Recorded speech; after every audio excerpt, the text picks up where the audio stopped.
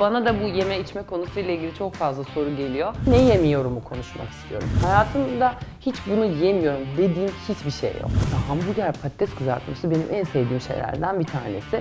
Nasıl besleniyorsun? Evde ne pişiyor diye soracak olursanız pazar sebzeleri, pazar sebzeleri, pazar sebzeleri. Günaydın, tünaydın, iyi akşamlar. Günün hangi saatinde beni izliyorsanız YouTube kanalıma hepiniz hoş geldiniz. Bir insanın YouTube kanalı ki artık herkesin var. Olmasının en güzel yanı seninle ilgili merak eden her şeyi canın ne zaman isterse kameranı açıp samimiyetle anlatabildiğim bir yer. Bana da bu yeme içme konusuyla ilgili çok fazla soru geliyor.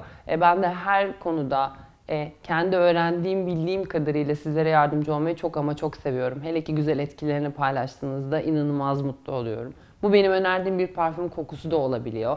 Bu ne bileyim işte benim yaptığım sporu yaptığınız zaman işte daha kendinizi sağlıklı hissetmenizle alakalı bir mesajınız bile olabiliyor. Her şey yani bu bir karşılıklı etkileşim aslında. Bununla ilgili çok uzak bir zamanda değil ama çok yakın bir zamanda değil. Bir video çekmiştim aslında ne yiyorum ne yemiyorum gibi ya da işte beslenme düzenim gibi bir şey çekmiştim ama son zamanlarda hem kendi paylaştığım spor videoları hem işte yok karın kası falan filan böyle derken dediler ki Çağla lütfen ne yiyorsun ne yemiyorsun tekrar bir video çeker misin? İşte bu yüzden bu video için oturdum sizin karşınıza geçtim. Şimdi önce şöyle başlayalım. Sporu bir kenara koyduğumuzu düşünemiyorum. Çünkü bunun ikisinin çok bir bütün olduğunu düşünüyorum. Yani sadece düzenli spor yapmak da yeterli bir şey değil. Sadece çok iyi beslenmek de yeterli bir şey değil. Bir de kişinin amacı ne? Yani tıkır tıkır kasların mı olsun istiyorsun? Yoksa sağlıklı mı olmak istiyorsun? Fit bir görüntüye sahip mi olmak istiyorsun? Bir elbise, dar bir elbise giydiğim zaman hatlarım ortaya çıksın. Kendini iyi mi istediğim istiyorsun? Yani bu tamamen aslında kişiye göre değişiyor. Kişinin vücut yapısına göre de değişiyor. Yani sen artık 50 kiloysan bu 50 kilonun altına 10 senedir düşmediysen önümüzdeki 10 senede pek düşemezsin. Yani bunu o yüzden çok fazla kafaya takmamak lazım. Her kadın kendi kilosunla güzel. Bana çok mesaj atıyorsunuz. Diyorsunuz ki hiçbir şey yemiyor musun? Nasıl işte biz oturduk kebabımızı yedik sen nasıl böyle dur? Ya öyle bir şey söz konusu olabilir mi? Hayatın en büyük zevklerinden bir tanesi. Yemek yemek. Ben de çok seviyorum yani yemek yemeyi. Yani şöyle bir şey yok. Ben aç kalıyorum. Ben bu fiziğimi korumak için hiç böyle bir şey yok. Bu tabii ki bir parça benim yapım. Benim rahmetli babam da böyleydi. Yerdi kilo almazdı ama babam kaslarıyla veya ben kaslarımla doğmadım. Bunun için de emek veriyorum. Emek verirken de aynı zamanda beslenmemi de ona göre şekillendirmeye çalışıyorum. Önce ne içmiyorumu konuşalım. Çünkü ne içtiğimiz çok önemli. Hayatımın totali boyunca gerçekten gazlı hiçbir içecek içmedim. Yani bu bilinçli değil. Çocukluğumda da sevmemişim. Hep ayrancı oldum, hep sucu oldum. Son işte 5 yıldır falan da eskiden Türk kahvesi falan içiyordum. Ama son 4-5 yıldır da artık hani bu sabah kahvaltı sonrası filtre kahveleri, işte akşamüstü bir kahve falan derken 200-300 miligram kahve, filtre kahve, katışıksız, sütsüz, şekersiz, hiçbir şeysiz. Sıvı olarak sadece bunları tüketiyorum. Yaklaşık belki de 15-20 senedir kesme şeker kullanmıyorum. Tatlandırıcı kullanmıyorum. Mesela bunlar bir kenara. İçtiklerimiz çok önemli ve tabii ki haliyle bol su tüketiyorum. Normal zamanlarda artistlik yapmayacağım. 1-1,5 litre su içiyorum. Spor yaptığım günde 2,5 litreyi bazen geçebiliyor. Çünkü sadece spor esnasında bile kaybettiğim teri geri alabilmek için neredeyse 1,5 litresini orada içmiş oluyorum. Ve gün içerisinde de o ter atımı devam ettiği için daha fazla su tüketiyorum. Şimdi ne yiyorum, ne yemiyorum konusu yaptım. Önce ne yemiyorumu konuşmak istiyorum. Hayatımda hiçbir şekilde şuna yer vermiyorum. Hayatımda hiç bunu yemiyorum dediğim hiçbir şey yok. Hani mesela şöyle söyleyeyim. Tatlılardan başlayacak olursam tatlıyla hiçbir zaman aram olmadı. Belki evet bu bir şans. Ama eğer ben baklava şöbiyet seven bir insan olsaydım da bunun için hayatımda bir denge kurardım. Zaten bugün konuşacağım konunun genel altına baktığınız zaman bir dengeden bahsediyor olacağım. Bu dengede Başak'ın dengesi, Emre'nin dengesi, Çağla'nın dengesi, herkesin bir hayat dengesi. Yattığı saat, kalktığı saat, spor yaptığı gün sayısı, hiç yapmadığı veya her gün yapan birisi de olabilir. Benden daha iyi beslenen de olabilir, benden daha çok spor yapan birisi de olabilir bu videoyu izleyen. Sadece çok basit bir dengeden bahsedeceğim. Baklavaydı, şöbiyetti, şuydu, buydu, börekti, poğaçaydı vesaire. Bunlar mesela benim hayatımda yok. Ama yani bir fırının önünden geçerken de şöyle eğer sabah böyle bir poğaça çıktıysa o ilkokul günlerimizde dönüp o poğaçadan yemek istersem tabii ki de yerim. Ama bunu yaptığım gün sayısını mesela hatırlamıyorum. Yani ayda bir kere yapmıyorum. 3 ayda bir kere belki. Ama canım çektiyse gerçekten ondan da kendimi mahrum bırakmıyorum. Dediğim şu, düzenli olarak yaptığınız her şey size iyi veya kötü olarak geri dönecek. Düzenli olarak tükettiğiniz fast food, düzenli olarak tükettiğiniz sebze. Ben bir gün oturdum, sabah kebap yedim, işte akşam işte ne bileyim hamburger yedim, öğlende sushi yedim, akşama da yine doymadım. Yiyebilirsin. Yani bunu yedin demek, sen her gün böyle besleniyorsun demek değil. 2 gün çılgınlık yapabilirsin. Haftanın 2 günü gerçekten kötü beslenebilirsin. Ama bu tabii ki sağlığın için bir kere daha soru işareti olsun senin kafanda. Ama geri kalan 5 günün de hakkını vermen gerekiyor. Yani geri kalan 5 günde proteinden ve sebze ağırlıkla beslenmen gerekiyor. Karbonhidratla proteini spor yaptığın günler yan yana tüketmen gerekiyor ki kaslarına daha fazla güç gitsin. Kasların laktik asit salgılıyor. Spordan sonra gelişmesi için ona gereken proteini ver diye bile. Mesela şunu yemiyorum. Evde bir şey kızartıp yemiyorum. Evimde kızartma, tavada köfteye de hani çok minik bir zeytinyağı koyuyorum. Ona kızartma denmiyor. Hiçbir şey yağın içerisine atıp kızartmıyorum. Yani çok nadir 40 yılda bir eve misafirim geldiği zaman şöyle bir mangal falan yaptıysak yanına hadi bir patates kızartması yapalım diyorum. Bana ama sor, bu hayatta en çok sevdiğim şey. Beni tanıyan biliyor. Patates kızartması. Yani kokusunu duyduğum yerde içine atlayıp yüzesim geliyor mesela. İnanılmaz seviyorum. Cips inanılmaz seviyorum. Hocalarımız, hekimlerimiz hepsi anlatıyorlar. Trans yağ içeriyor. Yağ da kızarıyor. Hiçbir şekilde bunu kurtarır yanı yok. Hiçbir şekilde yememeniz lazım. Canım istiyor ve yiyebilirim. Yani buna engel olabilecek hiçbir şey yok. Ama yine aynı şeyin altını istiyorum. Bunu düzenli şekilde yapmıyorum. Bunu haftada bir yapmıyorum. Bunu 2 haftada bir yapmıyorum. Yani düzenli yaptığınız iyi veya kötü şeyin mutlaka karşılığını görürsünüzün altını bir kere daha çizmek istiyorum. Biz çocuklarla mesela abur cubur partisi yapıyoruz. Gerçekten aklınızın almayacağı şeyleri yiyoruz. Ama mesela çocuklar hatırlamıyorlar bile en son biz abur cubur partisini ne zaman yaptık. Çünkü arayı açıyorum ben onlara çaktırmadan. Canları istediği zaman da hiç koşulsuz o partiyi hemen yapıyorum. Oreo'lar, işte bisküvitler, rulakatlar, işte ne bileyim Twix, karamelli, mesela ben bayılırım onlara. Hepsinden böyle birazcık tadına bakıyorum. Benim için de bir abur cubur günü oluyor. Ama yasak koyduğunda her şey onlar için, her şey bizim için çok daha cazip hale geliyor. Mesela hamburger, patates kızartması benim en sevdiğim şeylerden bir tanesi. İyi bir spor haftası, iyi bir hafta geçirdiysem hafta sonu evde kal dönemlerinde mesela kendime çok güzel böyle bol proteinli bu içerisinde veya McDonald's veya Burger King'de yaptığım oluyor. Yanında patates kızartması, Kentucky Fried Chicken'ın onun yanında coleslaw salatası mesela yiyorum. Ama bir kere yiyorum. Anlatabiliyor muyum? Ve onun haricinde nasıl besleniyorsun, evde ne pişiyor diye soracak olursanız pazar sebzeleri, pazar sebzeleri, pazar sebzeleri. Yani mevsiminde olan her türlü sebze. Ispanak, semizotu, pazı, fasulye, işte kabak, mevsiminde ne varsa bunları çok az yağlı ve çok az tuzlu, belki de hatta hiç tuzsuz şekilde ama çok lezzetli hale getirerek yapıyoruz. Mesela benim sevgili Nur diye bir şefimiz var. Ondan öğrendiğim bir brokoli var. Çok yani faydalarını saymakla bitmez. Eminim programı izliyorsunuzdur. Gerçekten dünyanın en ama en kral sebzesi olarak geçiyor yani brokoli. Ve brokoli yeminin nasıl ve nesi güzel olabilir mesela sağlık verici şeyler dışında. Çünkü sağlığımıza iyi gelen birçok şeyin aslında tadının güzel olmadığını ve tadının hep inanılmaz olduğunu düşündüğümüz şeylerin de hep zararlı olduğunu biliyoruz yani. Patates kızartması, hamburgerdi, şuydu buydu.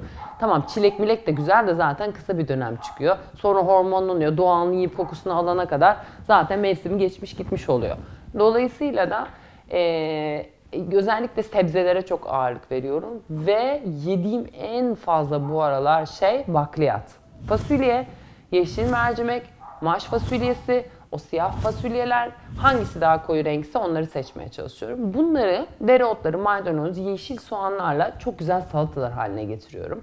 Ve eğer o gün spor yaptıysam onun üzerine birazcık da hayvansal protein karıştırmak için tavuk haşlayarak koyabiliyorum.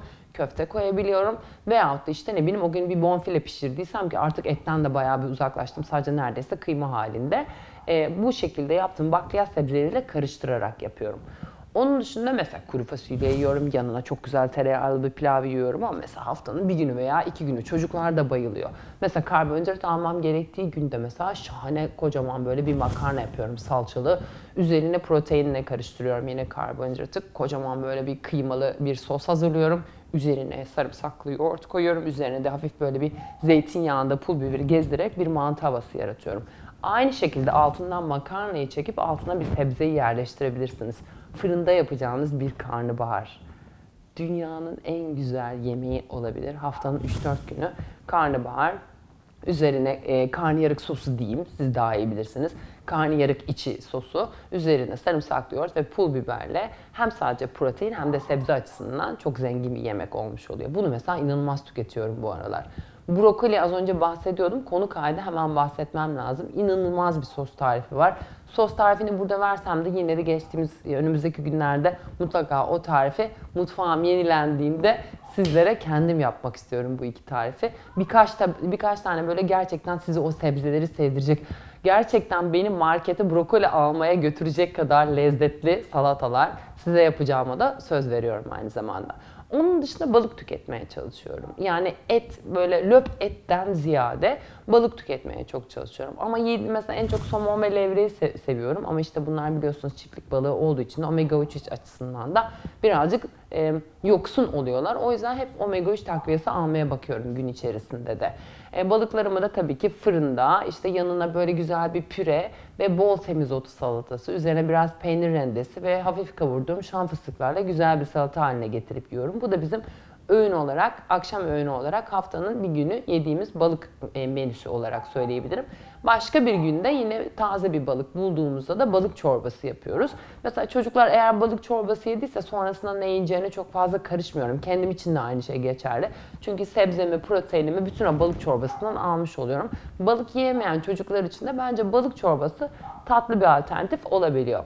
Tatlı demişken işte baklava ile şöbiyetle şununla bununla aram yok dedim ama Pelik'in bir tane şeyi var, size arada bir göstereyim mi? Böyle diz çikolataları, neydi onun adı ya? Marzipen.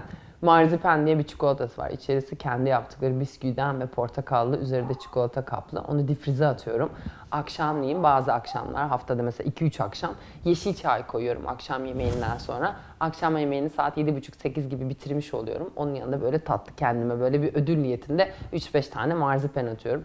Onun dışında tavuk göğsüydü, işte şu bu kazandibi vesaire, canı bir tatlı çekti. Şöyle bir havuç baklava olsa da yesem hiç hatırlamıyorum. Hiç böyle bir zevkim yok. Sarella'ya aşkımı herkes çok çok iyi biliyor.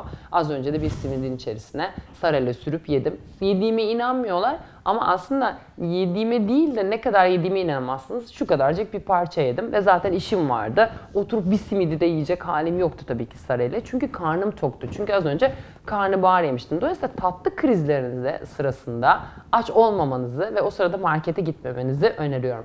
Markete karnınız tok gidin. O hani açıp böyle cipsi alışveriş yaparken böyle yeme isteğinize kesinlikle bir dur diyebilirsiniz. Bol su içmek, bir de sabah kahvaltısına gelmem lazım. Sabah kahvaltısını gerçekten çok yoğun yapıyorum. Çok dolu dolu bir kahvaltı yapıyorum.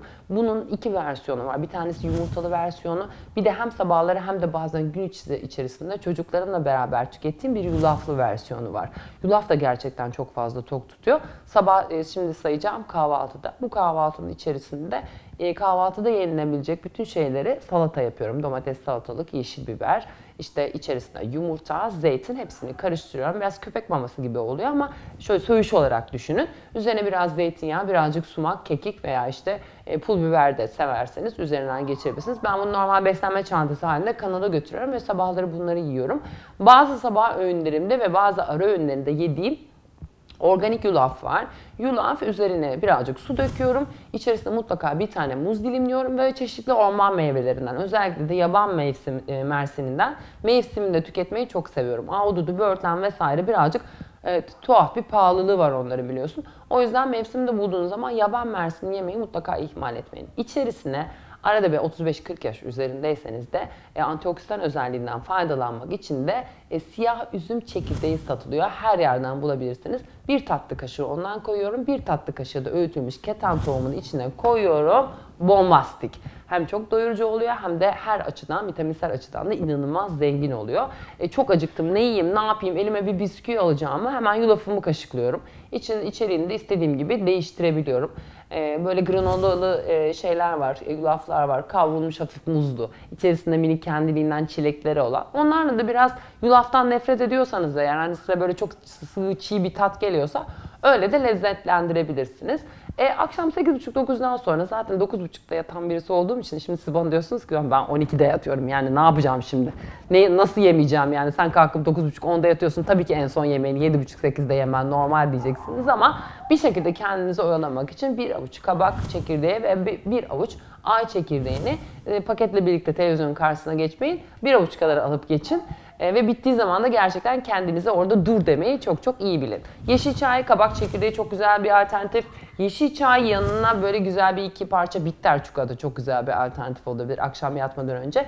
2 saat öncesinde de hiçbir şey yemeyin. Çünkü sabah uyanana kadar vücudumuz hem o ana kadar yediklerimizi sindirecek bir de oturacak yenilenmeyle uğraşacak. O yüzden onun işi oldukça yoğun olacağı için onu çok fazla böyle abur cubur bir şeyleri öğütmesiyle meşgul etmemek de lazım.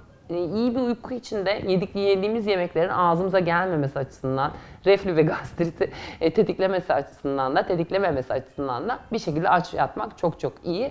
Sabah kalktığınızda da benim mesela ilk yaptığım şey buz gibi bir su içmek. O da bana çok iyi hissettiriyor. Bazen deli gibi aç uyanıyorum ama buradan kalkacağım, kanala gideceğim, kanalda kahvaltı edeceğim diyene kadar aradan 1,5 saat falan geçiyor.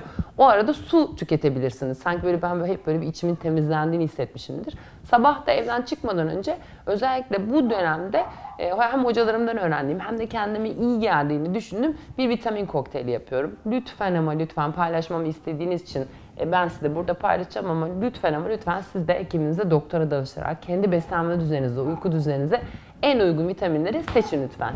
Ben C vitamini kullanıyorum. İçerisine propolis damlatıyorum. İçerisine glutatyon şaseleri var.